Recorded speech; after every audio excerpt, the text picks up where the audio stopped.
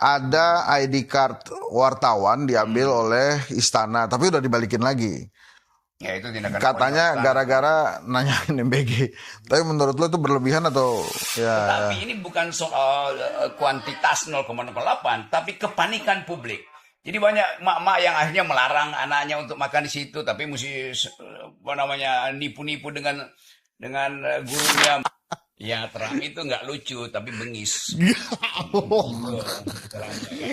Oh, dia ngomongin tentang ini juga, bahwa dia nggak dendam sama Anies katanya. Dikasih nilai 11 justru gara-gara itu emak-emak milih dia. 11 itu udah maksimal, di atas 10 kan 11. Iya. Kenapa? Abu Bakar Basir datang ke rumah Pak Jokowi itu, menurut lo gimana? Bang. Tentu apa sih, masih cantik lah Bu. Iya. Dan pinter. Iya. Lo giliran Bu Ratu panjang bener komentarnya. Bang, itu Pak Prabowo kemarin kan pidato di PKS, macam-macam tuh.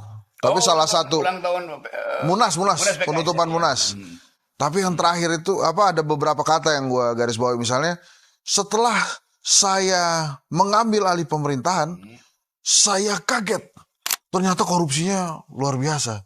Komentar abang apa tuh terhadap komentar Pak Prabowo begitu? Iya, justru karena kekagetan itu orang ingin korupsinya dibuat kaget luar biasa juga, begitu dong. Para koruptor mesti kaget mendengarkan keterangan presiden. Jadi memang Pak Prabowo sudah menduga sebetulnya. Kalau saya duga dia sudah menduga.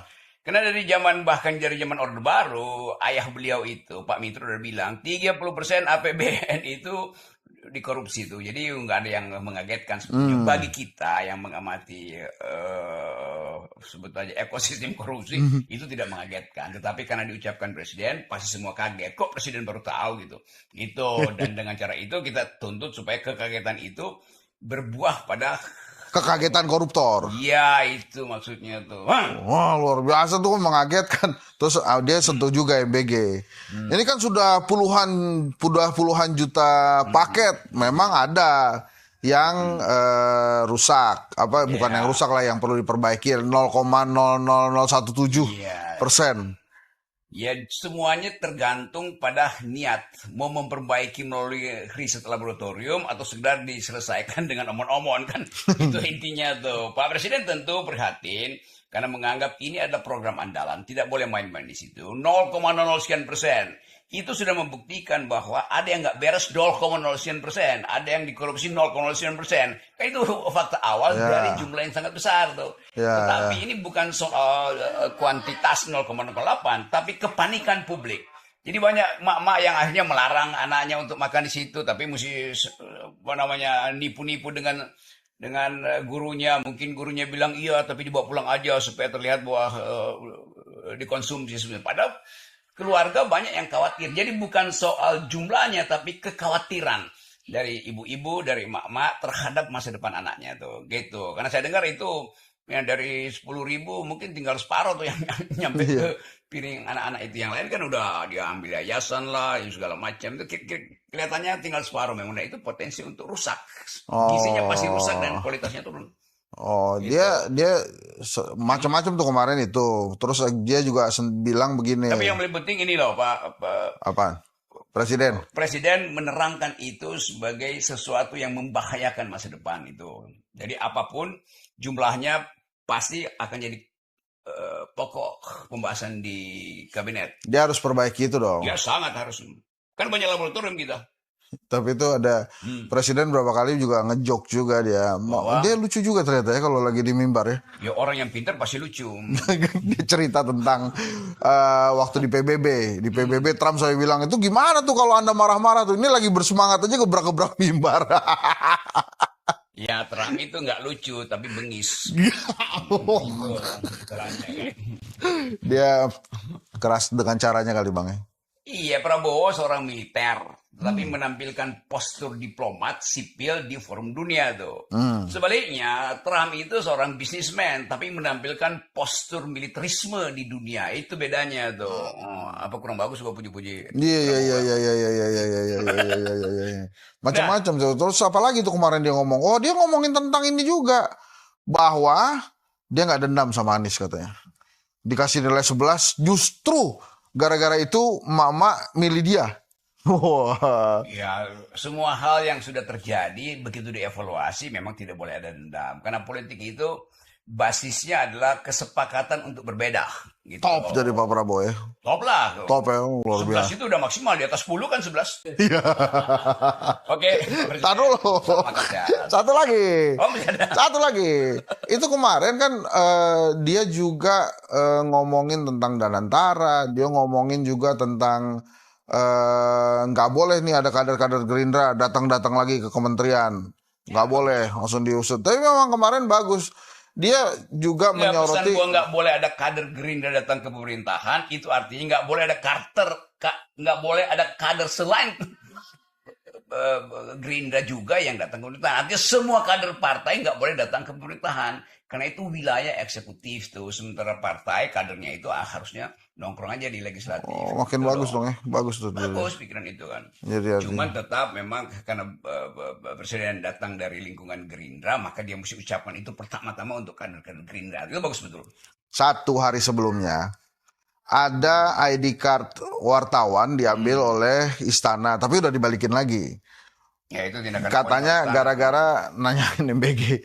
Tapi menurut lo itu berlebihan atau Sangat berlebihan dan dikembalikan oleh siapa? Siapa yang kembaliin tuh? istana juga, Istana minta maaf, tidak. biro pemerintahan Nggak media. cukup, mesti paling nggak seknek atau sekap yang kembaliin itu. Oh, nggak bisa Iya, biro, iya, nggak bisa biro itu. Ini bukan soal teknis kembali mengembalikan, ini soal prinsip bahwa kebebasan untuk memperoleh informasi itu bukan sekedar dilindungi oleh undang-undang pers, tapi dilindungi oleh peradaban supaya kita tahu apa yang terjadi di dalam MBG itu. Maka presiden dengan sendirinya harus well informed, dia mesti tahu jawabannya kan. Presiden pasti bisa jawab tuh kenapa dihalangi dengan mencabut kartu itu kan. Jadi nggak ada soal tuh. Nggak, tapi mungkin kemarin Nggak, itu istana. istana ini kali bingung kali, wah kok nanyanya di luar Ya konteks. kalau bingung ya jangan ada di istana tuh. Ada ya, maksudnya pendekatannya personal aja ya bang. Iya gampang aja kan. Masa pamer bahwa itu kan pamer kami berkuasa kami tarik. Lo kartu wartawan itu bukan diberikan oleh istana, itu diberikan oleh rakyat yang ingin tahu informasi tentang istana. Begitu cara berpikirnya tuh. Terakhir nih, kemarin muji juga tentang ini. Ya Shirley, Menteri Tenaga Kerja, dia bilang begini, PKS nih saya minta mana yang mau jadi menteri gitu. Disodor teknokrat dari ITB, canggih juga PKS. Lo PKS yang dari awal isinya intelektual gitu, bukan intelektual lah kalau mungkin terlalu konseptual. Mereka yang punya kemampuan teknokratik itu artinya dari kalangan akademisi. Itu bahwa kemudian itu bijakannya PKS ya, karena portofolio partai itu perlu ada representasi di kabinet kan.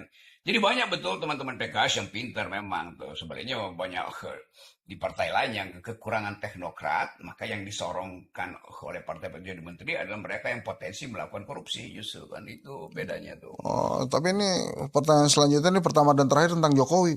Kenapa? Abu Bakar Basir datang ke rumah Pak Jokowi itu, menurut lo gimana? Walaupun dia bilang, wah saya kaget didatangi, tapi menurut gue sih iya. masa bertamu kaget. Abu Bakar Basir sudah mengucapkan janji setia pada Merah Putih. Nggak, maksud Jadi, gue gini kenapa? pertanyaannya, ini lagi mainin apa Pak Jokowi nih?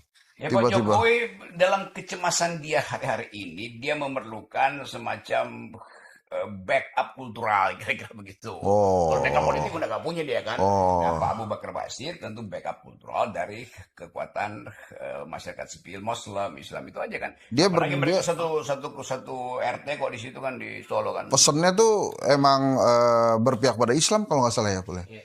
Gitu tuh. Siapa yang dipesan? Abu Bakar Basir ke Pak Jokowi. Ya, pasti dong, kan berpihak pada Islam artinya berpihak pada nilai-nilai keislaman, keadilan, kesejahteraan, kejujuran itu kan. Ya Jadi, maksud gue itu ini sindiran juga. skenario apa ini? Nggak ada skenario di situ, itu cuman ya hobi kecil buat terima tamu karena nggak ada lagi tamu yang datang ke situ. Ya, udahlah diatur supaya begitu. kan kita mesti baca itu between the line kan gitu. Yeah. Sebelum berlanjut pertanyaan-pertanyaan aneh beliau ini stop. Oke, salam makan sehat. Oke, Dari assalamualaikum warahmatullahi wabarakatuh.